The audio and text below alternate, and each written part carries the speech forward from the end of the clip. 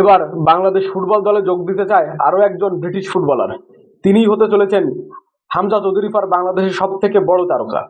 Bangladesh football দলে যোগ দিচ্ছেন ইংলিশ প্রিমিয়ার লিগের অ্যাডাম আব্বাস, নিশ্চিত করেছে বাফুফের সহসভাপতি ফাহাদ করিম।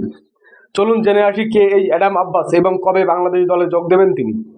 ইংল্যান্ডে জন্ম নেওয়া এই 19 বছর বয়সী রাইট উইঙ্গার ইংল্যান্ডের অন্যতম সেরা ক্লাব ম্যানচেস্টার ইউনাইটেডের একাডেমি থেকে উঠে এসেছে। এরপর তিনি ইংলিশ ক্লাব বার্নালির অনূর্ধ্ব-18 দলের হয়ে খেলেছেন। এরপর তিনি চলতি বছরের যোগ দিয়েছেন উইদেশনো ক্লাবে। বাফুফের সহসভাপতি ফাহাদ করিম জানান, ইতিমধ্যেই তার পাসপোর্টের প্রক্রিয়া শুরু হয়েছে এবং জুনের মধ্যেই সব আনুষ্ঠানিকতা শেষ হবে।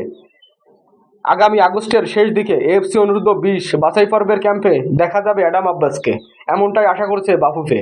হামজা চৌধুরীর পর অ্যাডাম আব্বাসই হতে চলেছে বাংলাদেশের সব থেকে বড় তারকা এবং রাইট উইংয়ে বাংলাদেশের দুর্বলতার এবার সমাধান হতে চলেছে।